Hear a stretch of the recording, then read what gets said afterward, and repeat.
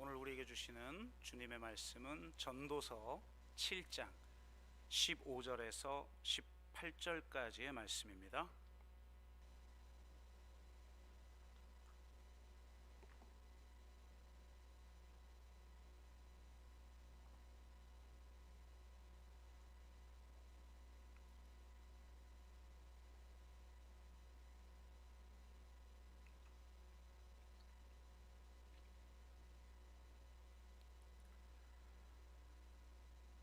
전도서 7장 15절에서 18절까지의 말씀을 우리가 한 목소리로 같이 읽도록 하겠습니다. 같이 읽습니다.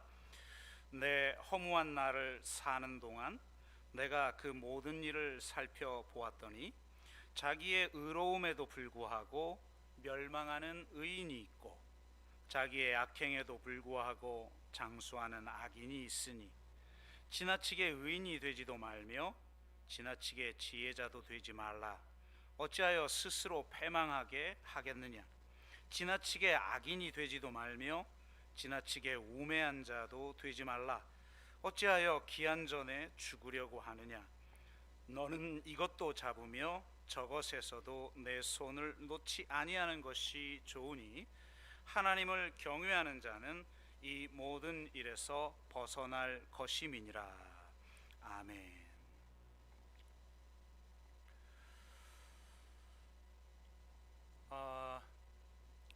오늘 이 전도서 본문 말씀을 읽다 보니까 개척 1년 차에 했던 이상과 현실의 조화라는 설교가 생각이 났습니다.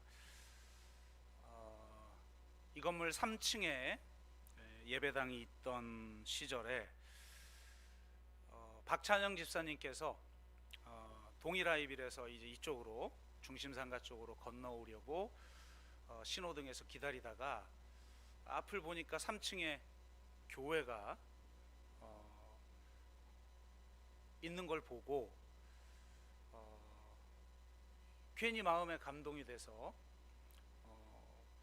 주일날 나왔다는 거예요. 그때 제가 그 이상과 현실의 조화라는 설교를 했다고 합니다. 당시 고민하던 바가 풀려서 그 덕에 이제 교회에 등록을 하게 되었다고 합니다. 잘못 엮인 것일 수도 있고요. 그러니까 이 간증을 들으면서 자주 이때의 설교가 생각이 납니다. 또 개척을 하면서 이런 마음을 품었기 때문에 우리 교회의 굉장히 중요한 정신이기도 해서 더욱 소중한 메시지로 마음속에 간직하고 있습니다. 오늘 이 전도서 말씀도 이와 유사한 메시지를 우리에게 던져주고 있는데요. 오늘 말씀을 통해서 참 지혜는 이상과 현실의 조화, 과유불급, 그러니까 지나친 것은 모자란만 못하다, 이런 말이죠. 그리고 균형 있고 유연한 사고 등을 포함하고 있다는 것을 우리가 다시 한번 확인하고, 이 모든 것은 결국 십자가의 은혜와 연결된다는 것을 살펴봄을 통해서 우리 안에 더욱더 은혜가 가득해지기를 주의 이름으로 축복합니다. 자, 바로 본론으로 한번 들어가 보겠습니다. 15절 말씀. 내 허무한 날을 사는 동안 내가 그 모든 일을 살펴보았더니 자기의 의로움에도 불구하고 멸망하는 의인이 있고 자기의 악행에도 불구하고 장수하는 악인이 있으니, 이렇게 말합니다. 이것은 그동안 지혜자들이 말했던 내용하고는 상당히 다르죠. 지혜자들은 모두 의인은 형통하게 되고 악인은 멸망하게 될 것이라고 이야기를 했습니다. 뭐 수도 없이 많지만 대표적인 구절 하나를 꼽자면 잠언서 11장 18절에서 21절. 악인의 싹은 허무하되 공의를 뿌린 자의 상은 확실하니라. 공의를 굳게 지키는 자는 생명에 이르고 악을 따르는 자는 사망에 이르느니라. 마음이 굽은 자는 여호와께 미움을 받아도 행위가 온전한 자는 그의 기뻐하심을 받느니라. 악인은 피차 손을 잡을지라도 벌을 면하지 못할 것이나 의인의 자손은 구원을 얻으리라. 뭐 이런 구절들이 수도 없이 많이 있죠. 분명히 맞는 말입니다. 그리고 역사는 굵직하게 이야기해 보자면 결국 이렇게 흘러갑니다. 그러나 우리가 살아가면서 경험하는 바는 꼭 이렇지는 않지요. 이런 잠언서의 말씀들은 이상적인 말들일 뿐 현실은 전혀 다릅니다. 의인이 자기의 의로움에도 불구하고 멸망하기도 하고 악인은 자기의 악행에도 불구하고 장수합니다. 의인은 병들고 고생하다가 죽는 경우도 많고 악인들은 더 건강하고 더 잘 먹고 잘 살고 마지막 숨을 거둘 때까지 즐겁게 살다가 가는 경우도 많이 보게 되죠. 그런 면에서 보면 전도자가 훨씬 더 솔직하고 현실적이라는 사실을 깨닫게 됩니다. 그러면 이런 현실 앞에서 우린 도대체 어떻게 살아야 할까? 전도자는 이렇게 말합니다. 16절에서 18절. 지나치게 의인이 되지도 말며 지나치게 지혜자도 되지 말라. 어찌하여 스스로 패망하게 하겠느냐? 지나치게 악인이 되지도 말며 지나치게 우매한 자도 되지 말라. 잠언서에 의하면 절대로 악인은 되지 말라고 이야기하죠. 절대로 우매한 자가 돼도 안 되고, 그런데 지나치게 되지만 마라, 이렇게 이야기를 하는 겁니다. 이것도 잡으며 저것에서도 내 손을 놓지 아니하는 것이 좋으니 하나님을 경외하는 자는 이 모든 일에서 벗어날 것임이니라. 이렇게 말합니다. 두 가지를 우리에게 말하고 있죠. 지나치지 말라. 또 하나는 양쪽 모두를 붙들어라. 과유불급을 멀리하고 균형을 잡는 삶을 살라고 말합니다. 좌우의 분열, 세대 간의 분열, 성별 분열 등 온갖 분열로 점철된 한국 사회의 모습을 보며 또 우리의 일상적 삶을 보면서 지금이야말로 이 전도서의 말씀이 절실히 필요한 시대가 아닌가 하는 생각을 해보게 됩니다. 가장 심각한 좌우의 대결에서부터 이야기를 한번 풀어가 보도록 하겠습니다. 제가 페어 처치에도 썼지만 보수와 진보의 특징이 있어요. 이건 제 말이 아니라 그냥 학자들의 말이에요. 보수는 인간의 이 죄악성을 좀 가볍게 여기는 경향이 있어요. 그래서 인간이 탐욕을 추구하더라도 보이지 않는 손에 의해서 사회적 선을 이룰 수도 있다. 애덤 스미스의 국부론에서 주장하는 바죠. 이런 생각들을 합니다. 반면 진보는 인간의 선함을 좀 쉽게 받아들이는 경향이 있습니다. 도리어 개인적인 도덕 수준만 추구하다 보면 그 개인적 선이 도리어 사회적 악이 될 수도 있으니 더 높은 수준의 선을 추구해야 한다. 이렇게 주장하는 경향이 있죠. 그래서 보수는 매우 현실적이고 진보는 매우 이상주의적인 그런 성향이 드러납니다. 그래서 이게 가장 중요한 특징인데요. 지금 이제 제가 오늘 이 본문 말씀과 연관해서 말씀드리고 싶은 건, 그래서 보통 보수는 위약적인 경향이 있고 진보는 위선적인 경향이 있다는 거예요. 그러니까 위약적이라는 게 뭐예요? 사는 게 다 그런 거지 뭐. 너는 죄 안 짓냐? 뭐 이런 거죠. 살다 보면 다 이 세상사가 그런 거고 인간이 다 그런 거 아니냐? 이렇게 위약적이에요. 그런데 반면 진보는 매우 위선적이죠. 매우 높은 윤리적 수준을 가지고 상대를 비판하기도 하고 상대에게 강요하기도 하지만 정작 자신은 그걸 지켜내지 못하는 이런 성향들을 드러낸다. 이거 이제 학자들이 하는 이야기입니다. 그렇다면 보수나 진보 모두가 이 전도서의 말씀을 들어야 하지 않을까 하는 생각이 듭니다. 위선적인 경향을 보이는 진보는 이런 말씀을 들어야죠. 지나치게 의인이 되지도 말며 지나치게 지혜자도 되지 말라. 어찌하여 스스로 패망하게 하겠느냐. 지나치게 이상적이지만 말고 좀 현실적이 되라, 이런 말이겠죠.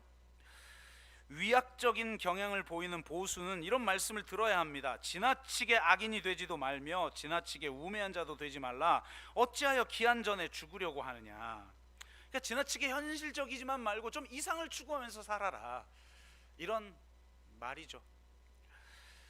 양쪽 모두에게 하는 전도서의 말씀을 통해서 우리는 양쪽 모두를 견제하는 동시에 양쪽 모두를 품을 수 있어야 한다고 생각을 합니다. 십자가의 복음이 유대인과 헬라인, 남자와 여자, 종과 자유자를 하나 되게 한 것처럼 교회는 복음이야말로 좌와 우를 아우를 수 있고 품을 수 있는 능력임을 세상에 보여줘야 합니다.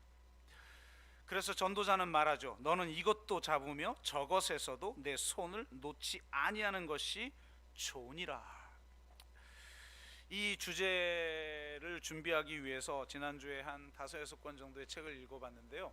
좀 얇은 책들이 있어서 권수가 좀 늘었는데 막상 정리하려고 보니까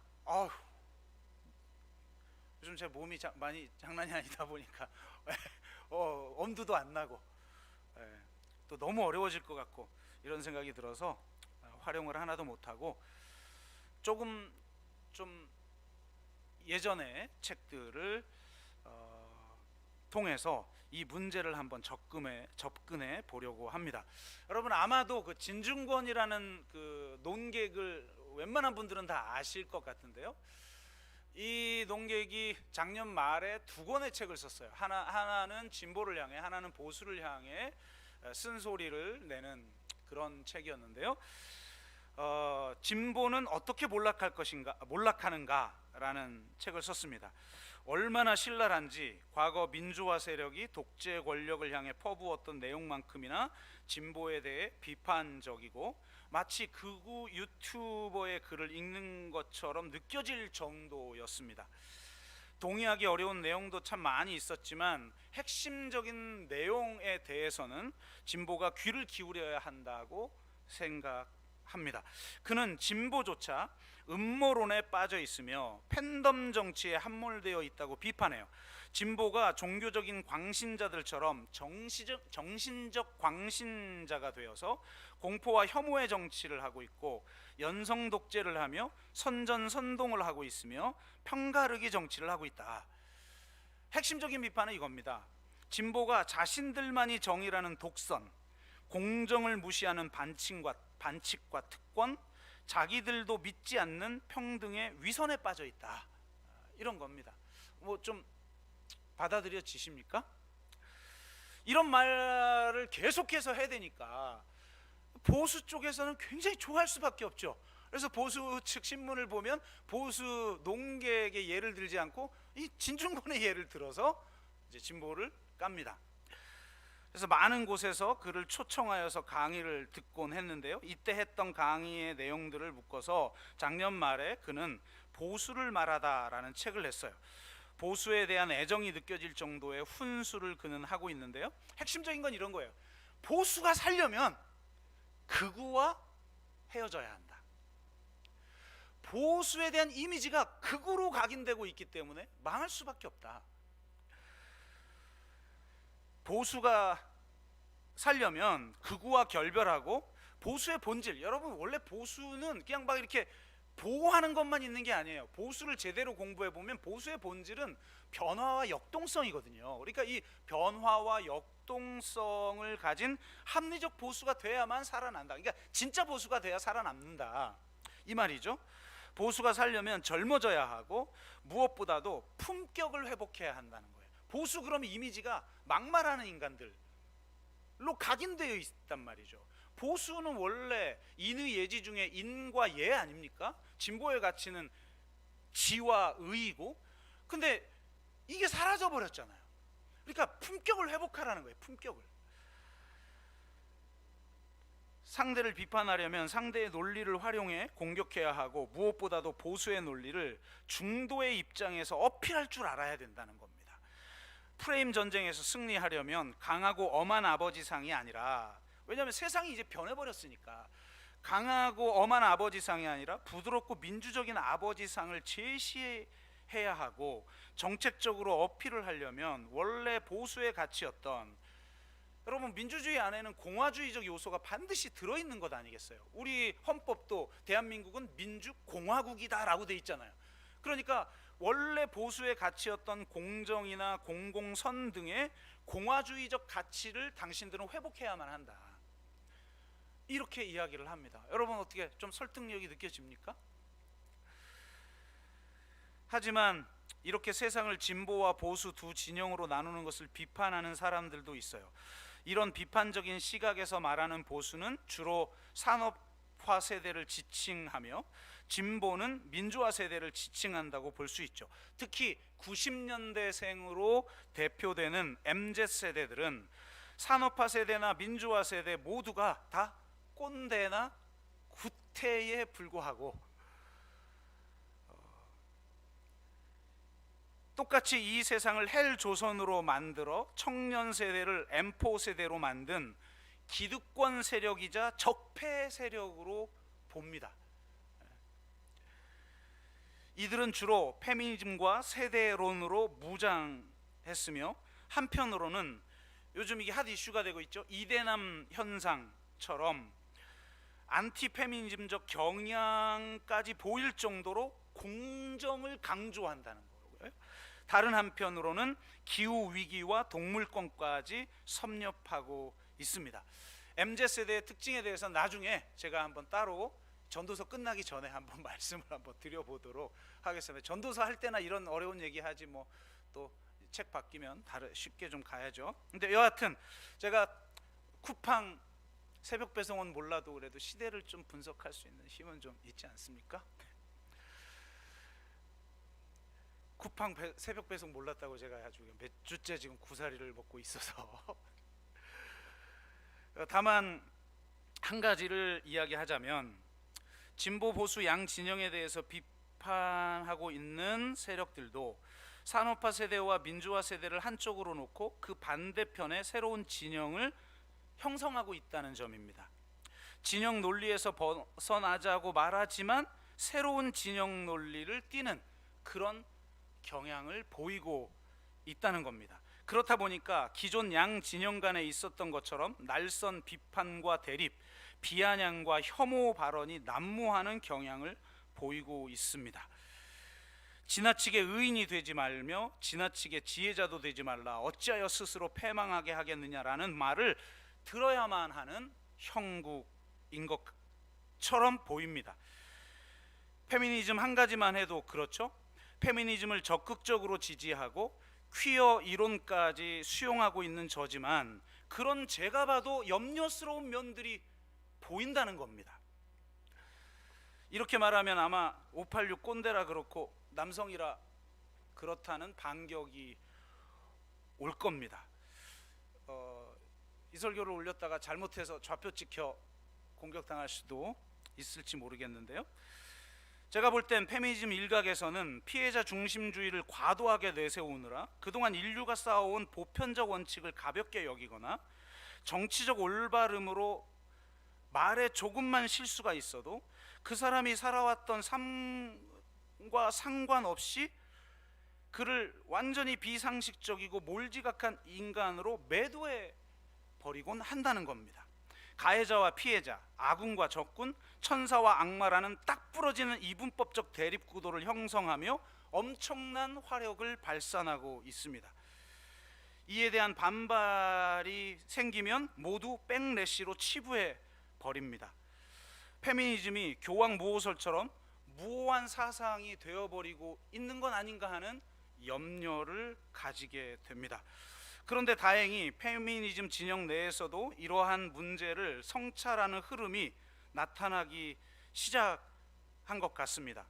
바꿈 청년 네트워크에서 낸 글들을 보니까 페미니즘이 이분법을 넘어서 모두의 페미니즘이 되어야 한다라고 말합니다. 제가 자주 생각했던 내용들을 이야기하고 있어서 좀 소개를 하자면, 먼저는 모두의 페미니즘이 되기 위해서는 속도의 사유가 필요하다는 거예요. 이건 굉장히 중요한 지점을 이야기하고 있다고 생각이 듭니다. 누구나 다 현대 페미니즘을 한순간에 온전히 받아들일 수 있는 건 아니죠. 받아들이는 수위와 수준과 속도가 다 다른 법이에요. 여러분, 다른 문제겠지만 예를 들어보면, 우리 어르신들은 현대 이 문화를 받아들이려고 굉장히 노력하는 것 같아요. 그렇지만 받아들이는 게 쉽지 않죠. 저희 장모님도 보니까 저희 가족들 중에 가장 좋은 핸드폰을 가지고 계시더라고요. 어떻게든 현대 문화에 적응해 보시려고 최고 사양의 아이폰을, 하지만 결국 사용하는 건 문자 보내는 거나 저희들 페이스북에 올린 거 그냥 좋아요 클릭 정도를 하시는데, 굳이 그걸 가지고 계셔요. 그걸 뭐라고 할 수 있나요? 하지만 도리어 우리 자녀들만큼 자유자재로 핸드폰을 사용하지 못하죠.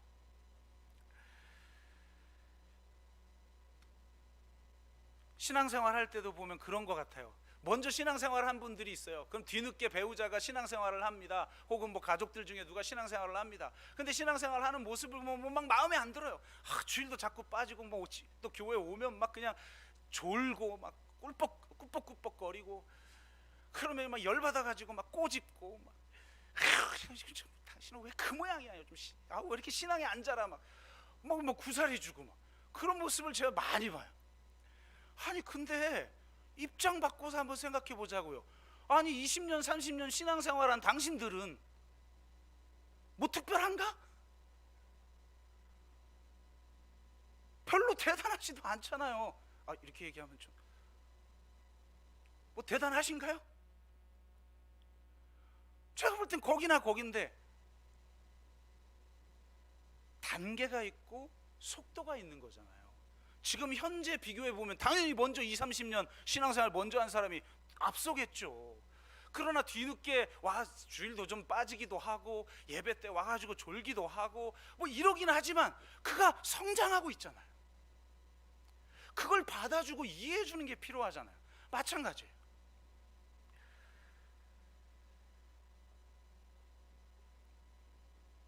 그런 단계나 그런 속도를 무시하고 가장 높고 앞선 페미니즘 기준을 가지고 그 단계에 이르지 못한 모든 사람들을 무시하고 혐오하고 비판한다면, 그것은 상대에게 불가능한 완벽함을 요구하는 폭력이 될 수 있는 거죠.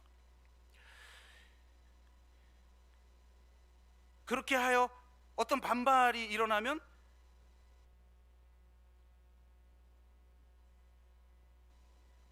그거를 또 백래시라고 치부해버리면 수용하기가 어려워진다는 겁니다. 그래서 이제 속도의 차이에 기반한 그런 운동과 정치를 해야 한다. 그래서 속도를 고려하며 타협하며 협상과 설득이 필요한 그런 정치와 운동이 필요하다라고 주장합니다. 둘째는 맥락을 인정하는 페미니즘이 되어야 한다라고 말합니다. 정치적 올바름을 적용할 때 말이 쓰인 맥락을 무시한 채 도덕적으로 공격하는 경향성을 극복해야 된다는 겁니다.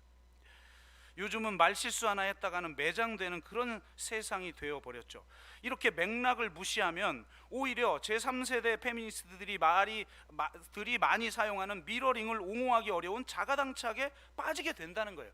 강한 이분법적 도덕주의에 빠지지 않으려면 상대의 복잡하고 다층적인 맥락을 섬세하게 고려하며, 이게 굉장히 중요한 것 같아요. 여러분의 한 사람 한 사람의 모든 삶이 다 다르죠. 다 복잡하고 매우 다양한 맥락들을 다 가지고 있단 말이에요. 그 맥락들을 섬세하게 고려하면서 설득과 연대를 할 줄 아는 정치적 유연성이 있어야만 한다. 도덕적 비판이 아니라 정치적 유연성이 세대를 변화시킬 수 있는 것입니다. 그러려면 상대의 맥락, 경험 세계와 언어 세계 속으로, 상대의 경험 세계와 언어 세계 속으로 들어가서 그것을 잘 듣는 노력이 필요하다. 굉장히 중요한 이야기를 하죠. 우리가 야고보서를 보면서 영성이란 뭡니까? 잘 듣는 거다. 하나님의 음성을 잘 듣는 것이고, 이 세상의 신음소리를 잘 듣는 것이고, 상대 안에 있는 진짜 하고 싶은 소리를 듣는 그 민감성, 그 공감 능력, 그것이 바로 영성이다.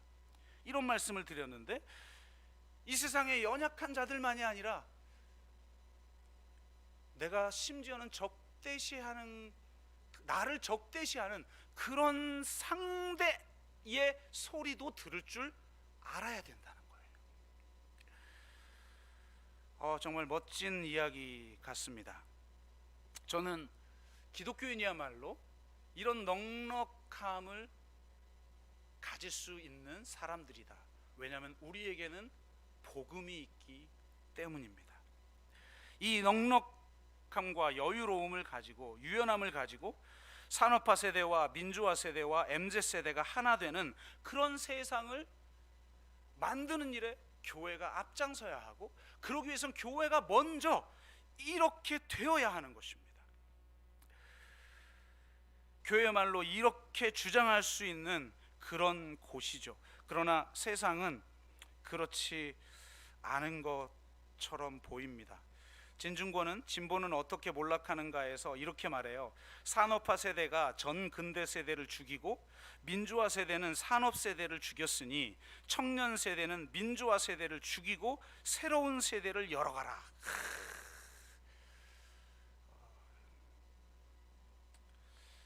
청년 세대가 듣기는 좋을지 모르지만, 과연 정말 이전 세대는 다 죽어야만 하는 것인가? 이에 대해서 조심스러운 주장을 하는 사람들이 나타났어요. 산업화 세대와 민주화 세대 모두의 혜택을 입은 세대인 동시에 민주화 세대나 MZ세대 어디에도 끼지 못하는 80년대생의 의식을 보여주는 추월의 시대라는 책이 올 초에 나왔어요. 이렇게 말합니다. 그동안 산업화 세대와 민주화 세대는 열등의식을 가지고 선진국을 추격하는 세대였다는 거예요. 그런데 바로 그들의 노력으로 말미암아 지금 우리는 어떤 면면들에서는 선진국을 추월하는 모습을 보이는 시대에 살고 있다는 거예요. 그러니까 산업화 세대나 지금 뭐 60, 70대인가요? 뭐 민주화 세대나 지금 뭐 40, 50대인가? 지금 요즘 약간 더 올라갔죠, 나이가. 이들은 열등의식을 가지고 추격하는, 나도 한번 잘 살아보자, 우리도 한번 선진국처럼 돼보자, 이 추격하는 시대였다면, 그들의 노력 때문에 우리는 지금 추월의 시대를 살고 있다는 거예요.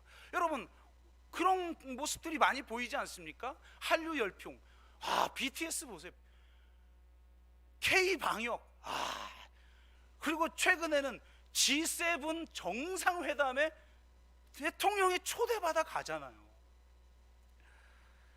그러니까 이제는 이 약소국 의식을, 이 열등 의식을 버려야 한다고 추월의 시대 저자들은 말합니다. 그러면서 그들은 진중권의 말을 문제 삼습니다. 산업화 세대도 아직 죽지 않았을 뿐만 아니라 민주화 세대 또한 결코 죽으려 하지 않을 거다. 그렇게 인정해 주지도 않는데 누가 죽으려 하겠느냐. 이제 두 세대는 인정받으려고, 서로 인정받으려고 다투지 말고 서로를 인정하자. 서로 인정해도 좋을 만큼 이 나라가 추월의 시대를 살고 있다. 비판적인 면도 많지만 산업화 세대도 자랑스럽고 민주화 세대도 자랑스럽지 않냐. 누구보다도 청년 세대가 이 두 세대를 인정해야 한다. 두 세대의 히어로들이 이미 자신의 미션을 달성하는데 성공했다는 것을 깨닫게 하고, 그들을 인정해 주어서 자연스럽게 퇴장하도록 하자. 인정해 주지 않으니까 인정받으려고 저렇게 아둥바둥 자리를 차지하고 있는 것 아니냐. 충분히 잘했으니 인정해 주고 이제 자연스럽게 퇴장하도록 하자. 이를 역사화해서 집에 잘 보내드리기라고 그들은 말합니다. 양 진영을 공격하는 기존 3진영의 논리하고는 한참 다르죠. 하지만 저는 그리스도인은 어떠해야 하는가를 이야기하고 싶어요. 여러분, 인정해 줄 테니 퇴장하라고 해서 퇴장할 리도 만무하지만 그렇게 하는 것보다 저는 산업화 세대와 민주화 세대와 청년 세대가 손잡고 함께 새로운 세상을 좀 만들어 보자라고 말할 수 있어야 한다고 생각합니다. 청년 세대가 앞서 나갈 수 있도록 산업화 세대와 민주화 세대가 함께 힘을 모아 지지해주고 뒤에서 밀어준다면 새로운 세상도 만들 수 있지 않겠냐고 설득하는 것이 무엇보다도 저는 중요하다고 생각합니다. 그리고 그런 모습을 교회에서 보여줘야 된다고 생각해요. 여러분, 교회야말로 그런 곳 아니겠어요? 여러분, 우리가 전통교회에 오래된 신자들을 많이 꼴통 보수다, 답답하다 이렇게 비판하지만 여러분 생각해 보세요. 그런 분들의 헌신 때문에 지금의 교회가 있지 않았습니까? 시대가 변해서 답답한 사람들이 되어버렸다 할지라도 그분들은 끊임없이 그런 취급을 받으면서도 교회를 사랑하고 그래서 여전히 섬기고 있지 않습니까? 요즘 제가 많이 하는 말들이 있어요. 역시 교회는 권사님들이 계셔야 이게 유지가 된다. 그러면서도 정말 우리 젊은 세대 요즘 얼마나 신박합니까? 청년들이 하는 사역들을 보세요. 그들이 정말 앞서서 교회를 변화시켜 나가고 교회 문화를 새로 바꿀 수 있도록, 그래 잘하고 있어, 내가 이해는 잘 못하겠지만 지지해 줄게, 내가 함께 해 줄게, 힘이 돼 줄게. 그렇게 서로 하나가 돼서 하나 되는 공동체를 만들어갈 수 있는 것이 교회 아니겠습니까? 저는 그래서 정말 젊은 사람들만 모이는 그런 교회가 아니라 정말 산업화 세대, 정말 민주화 세대, 그리고 이 MZ세대들, 젊은 세대들이 함께 어우러져서 정말 하나 되는 공동체를 만드는 그런 교회를 세우고 싶었어요. 쉽지는 않았지만 서로를 이해한다라는 게 여러분 만만한 일이 아니죠. 그러나 그것을 통해서 우리 공동체가 정말 하나가 되어야 하고 정말 그럼 하나됨의 모습을 세상에 보여주어야 할 줄로 믿습니다. 그럼 어떻게 교회와 세상을 이렇게 만들 수가 있을까?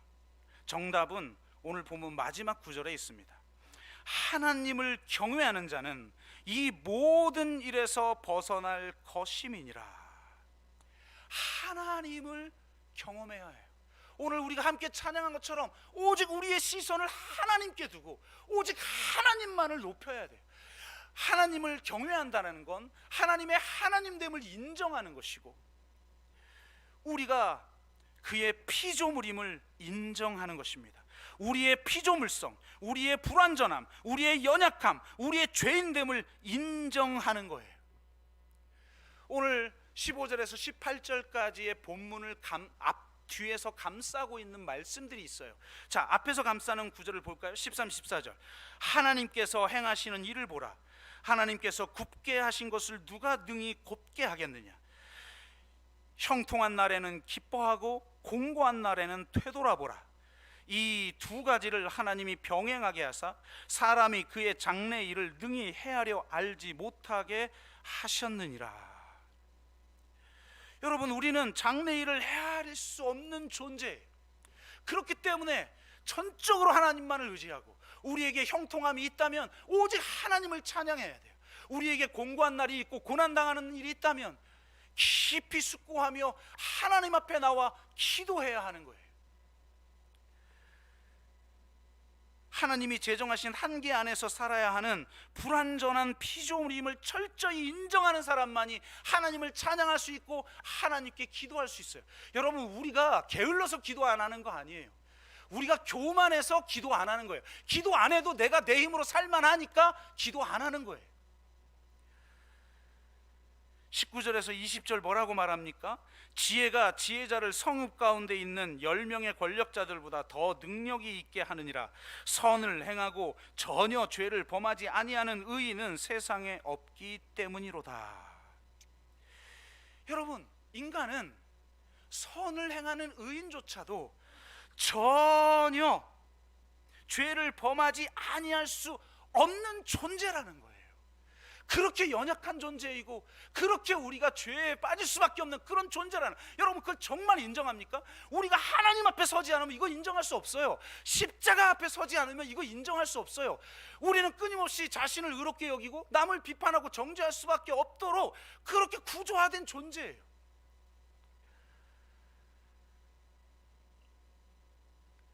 그래서 우리는 정말 은혜 없이는 살아갈 수 없는 존재라는 사실을 우리가 철저히 깨달아야 해요. 그런 우리를 하나님이 있는 그대로 사랑하시고 긍휼히 여기셔서 구원하셨다고 성경은 말합니다.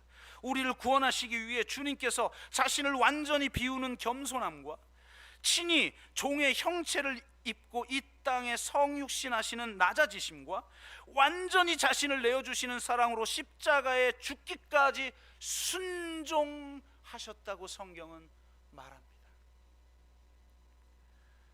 바로 이 은혜가 우리에게 거저 주어졌기 때문에 우리가 하나님의 백성으로서 하나님의 자녀로서 살아갈 수 있는 거예요. 여러분, 이 은혜 가운데 살아가고 있습니까? 정말 이 은혜에 사로잡혀 살아가고 있습니까? 이 세상은 우리의 의로움과 능력과 노력에서 출발해요. 우리의 의로움과 능력과 노력에서 출발하여 그것에 대한 보상으로서 무엇인가 주어져야 하고, 또는 그것에 무엇인가를 더 보충해야 하고, 혹은 더 확장하고 더 축적해야 하는 그런 논리로 사회가 유지돼요. 그런데 복음은 우리의 능력과 지혜가 끝장나는 자리, 우리의 노력이 무력해지고 우리의 가치가 쓸모없어지는 자리, 바로 그 자리에서 하나님의 은혜가 시작된다고 말합니다. 내가 하나님의 은혜를 누리고 있다는 증거가 뭐냐? 다른 거 아니에요. 내 노력으로는 어찌할 수 없구나, 내 가치라는 것이 세상적 가치로 따져봤자 그것으로서 내 가치를 증명할 수 있는 것이 아니구나, 나의 능력과 나의 지혜가 끝장나지는 바로 그 자리에서 우리가 진정으로 하나님을 만날 때 그것을 은혜라고 말한다는 겁니다. 은혜를 경험한 자만이 세상과 전혀 다른 가치와 능력과 지혜를 경험하게 되는 것입니다. 우리가 은혜 아래 있을 때만이 우리와 다른 사람을, 심지어 우리를 적대시하는 사람을 품고 사랑할 수 있고 그들을 변화시킬 수 있고 하나가 될 수 있는 것입니다. 이런 은혜가 있을 때만이 서로 대립된 것을 하나 되게 할 수 있고 상대를 속도와 맥락 속에서 온전히 품고 경청하며 공감할 수가 있고 함께 더불어 하나님의 나라를 이루어 갈 수가 있는 것입니다. 여러분, 정말 이 은혜 가운데 있습니까? 우리가 악에 대해서 분명한 분별을 가져야 하지만 동시에 우리가 이 은혜에 사로잡혀 있지 아니하면 결코 복음의 증인이 될 수가 없는 것입니다.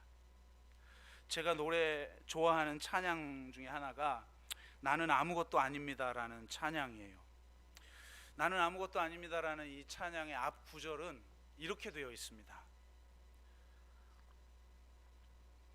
나는 아무것도 아닙니다, 주님의 사랑이 없으면. 나는 아무것도 모릅니다, 주님의 지혜가 없으면. 나는 아무것도 못합니다, 주님의 능력이 없으면. 나는 한순간도 못 삽니다, 주님의 생명이 없으면. 아멘. 여러분, 정말 진심으로 이렇게 고백하며 사십니까? 그런데 이 찬양을 부르면 부를수록 이 찬양은 이 가사 너머에 진짜 뜻이 있구나, 이 찬양이 진짜 우리에게 던지는 메시지는 이 가사 너머에 있구나, 이 가사가 제시하고 있는 메시지보다 더 깊은 곳에 있구나, 이런 생각을 하게 되었습니다. 이 가사대로라면, 이 가사만으로도 은혜가 되지만 이 가사대로라면 여전히 우리는 누군가가 되고 싶어요. 바울처럼, 베드로처럼 정말 뛰어난, 인정받을 만한 그 누가 되고 싶어요. 그런데 주님의 사랑이 있어야 그렇게 내가 될 수 있다는 거죠. 여전히 무엇을 알기를 원해요. 주님의 지혜가 있어야 내가 알 수 있다는 거예요. 여전히 무언가를 하기를 원해요. 그리고 죽지 않기를 원해요.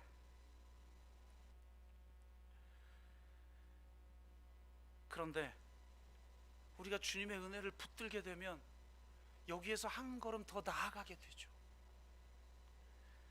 그래서 정말 내가 아무것도 아닌 자가 되어야 한다는 것, 내가 아무것도 모르는 자가 되어야 한다는 것, 내가 아무것도 하지 못하는 자가 되어야 한다는 것, 내가 날마다 죽는 자가 되어야 한다라는 사실을 깨닫게 되어집니다. 그러므로 이 가사 너머에 있는 진짜 메시지는 이런 것이죠. 주님의 사랑이 없으면 나는 아무것도 아닌 자가 될 수 없습니다. 내가 정말 아무것도 아닌 자가 되어야 하는데 주님의 그 사랑이 없으면 그렇게 될 수 없습니다. 주님의 지혜가 없으면 내가 아무것도 모르는 자임을 알 수 없습니다. 정말 내가 아무것도 알지 못한다라는 걸 깨달아야 되는데 당신의 지혜 없이는 그렇게 살아갈 수 없습니다. 당신의 능력이 없으면 내가 무언가를 해낼 수 있는 자라고 여전히 착각하며 살 것입니다. 주의 생명이 없으면 나는 여전히 나의 생명에 대한 애착을 끊을 수 없을 것입니다. 여러분, 이런 고백으로 더 나아가기를 주의 이름으로 축원합니다. 이것이야말로 내 안에 내가 사는 것이 아니라 오직 그리스도가 사는 삶이 아니겠습니까?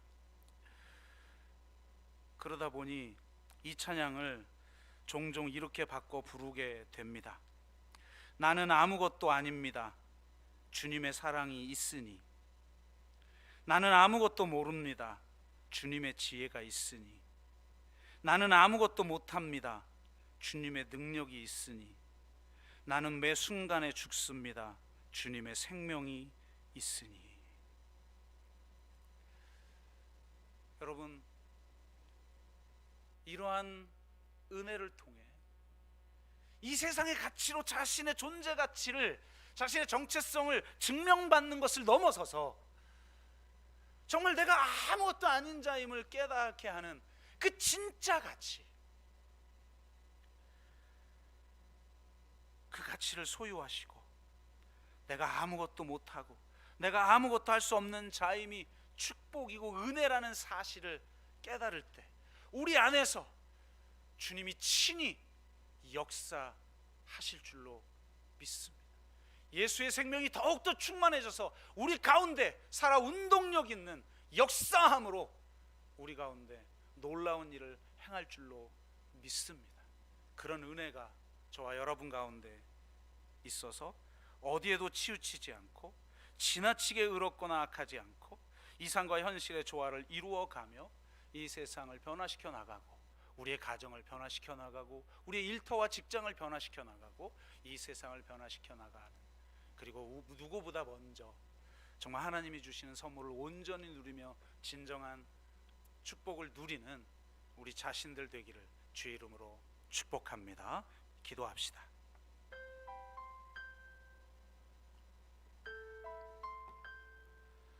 정말 아무것도 아닌 자임이 좋습니까? 정말 내가 아무것도 모르는구나 라는 알미 좋습니까? 내가 아무것도 할 수 없구나 라는 깨달음이 정말 좋습니까? 내가 날마다 죽는 것이 정말 좋습니까? 그것이 주님의 은혜입니다. 일이 풀리지 않을 때, 고난 가운데 있을 때, 마음의 눌림과 아픔이 있을 때, 건강이 좋지 않을 때, 그때에도 오직 주님만을 바라보기를 원하고 주의 은혜만을 붙들기를 원합니다. 주님, 오늘 주의 이름을 부르는 자들에게 그러한 은혜를 부어 주옵소서. 그렇게 우리가 한번 같이 기도하도록 하겠습니다. 함께 기도합니다. 그렇습니다. 주님, 우리는 앞을 헤아릴 수 없는 연약한 피조물입니다. 그래서 온전히 당신만을 바라보며 형통할 때 기뻐하고 고난당할 때 오직 기도할 수밖에 없는 존재임을 고백합니다. 내가 아무리 선해도 내가 전혀 죄가 없는 삶을 살 수 없는 존재임을 고백합니다. 그런 겸손함과 그런 낮아짐과 그런 내어주는 사랑과 주님 누구도 품을 수 있는 유연함을, 그 넓은 품을 우리에게 선물로 주셨으니 주님, 내가 아무것도 아니라고, 내가 아무것도 할 수 없다고, 주님 나는 아무것도 모른다고, 내가 날마다 죽는다고 그렇게 주님 앞에 고백하며 나아가는 은혜의 삶이 되게 하여 주옵소서. 그래서 가장 가까이에 있는 사람들부터 사랑하고 섬기게 하시고 가장 멀리 있는 것처럼 보이는 사람까지도 품고 사랑할 수 있게 하여 주옵소서. 그리스도가 우리에게 그러하였던 것처럼 우리 또한 우리가 받은 그 사랑의 증인이 되어 살아갈 수 있게 하여 주옵소서. 감사드리며 예수 그리스도의 이름으로 기도